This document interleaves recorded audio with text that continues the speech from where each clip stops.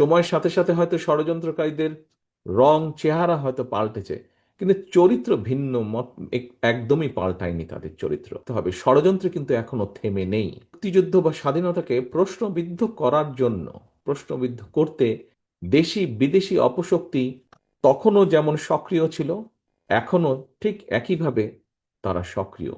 সময়ের সাথে সাথে হয়তো ষড়যন্ত্রকারীদের রং চেহারা হয়তো পাল্টেছে, কিন্তু চরিত্র ভিন্ন মত একদমই পাল্টায়নি তাদের চরিত্র।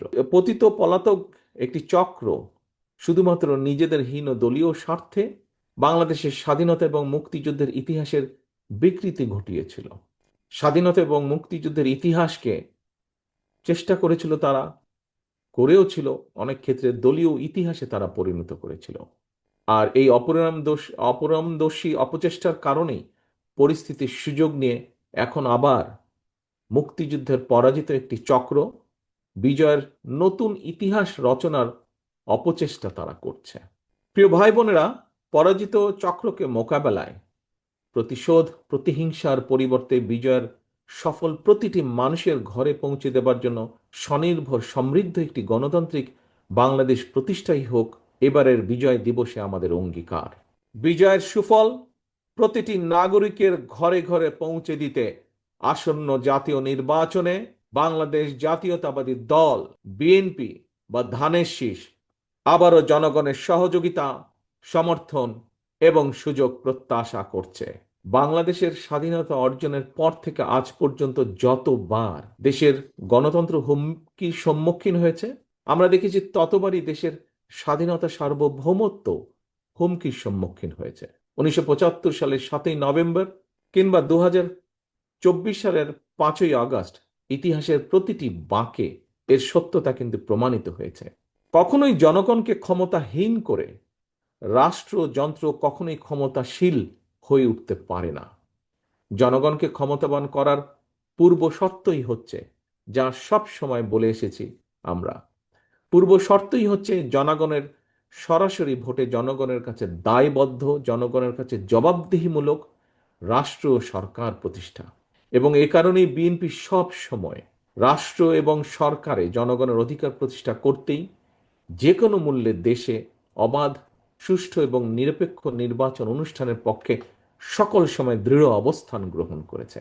এই দেশের বাংলাদেশের জনগণ সাক্ষী, শর্তের পর শর্ত জুড়ে দিয়ে কিংবা নানা অজুহাতে বাংলাদেশের স্বার্থ বিরোধী একটি চক্র নির্বাচন অনুষ্ঠানের পথে বারবার নানা রকম বিঘ্ন সৃষ্টির অপচেষ্টা তারা চালিয়ে যাচ্ছে, এখনো চলছে ক্ষেত্র বিশেষে।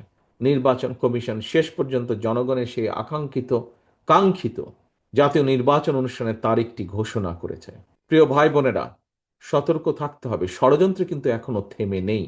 গণতন্ত্রের পক্ষে সাহসী সন্তান ওসমান হাদিকে গুলি করার যে ঘটনাটি, এটা কিন্তু সেই ষড়যন্ত্রের অংশ। কি ছিল ওসমান হাদির অপরাধ? একজন রাজনৈতিক কর্মী হিসাবে আমার মনে যে প্রশ্নগুলি দেখা দিয়েছে, এই কয়েকটি প্রশ্নের জবাবের মধ্যেই আমার মনে হয় গণতান্ত্রিক আমি জনগণের সামনেও এই যে এই ঘাতকদের চরিত্র স্পষ্ট হয়ে উঠবে। আমার মনে একজন রাজনৈতিক কর্মী হিসাবে যেই প্রশ্নগুলো দেখা দিয়েছে, বর্তমান অন্তর্বর্তীকালীন সরকার বা সরকারকে যদি ব্যর্থ করা যায়, কারা তাহলে খুশি হবে? নির্বাচন ছাড়াই বর্তমান অন্তর্বর্তীকালীন সরকারকে বহাল রাখা গেলে কারা লাভবান হবে? দেশে জনগণের ভোটে জনগণের সরকার প্রতিষ্ঠিত না হলে কাদের লাভ? আমি বিশ্বাস করি এইসব প্রশ্নের জবাবের মধ্যেই হাদির ঘাতকেরা লুকিয়ে রয়েছে। স্বাধীনতা প্রিয় গণতান্ত্রিকামী জনগণের শত্রুরা ঘাপটি মেরে রয়েছে এইসব প্রশ্নের ভেতর।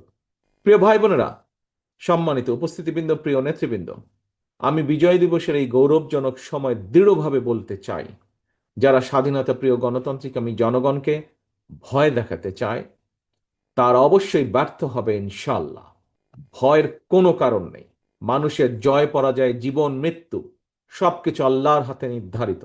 সুতরাং আল্লাহর উপরে ভরসা রেখে আমরা সকলে যদি ঐক্যবদ্ধভাবে জনগণের অধিকার প্রতিষ্ঠার মিছিল এগিয়ে নিয়ে যেতে থাকি, ইনশাল্লাহ ষড়যন্ত্রকারীরা অবশ্যই পিছু হটতে বাধ্য হবে।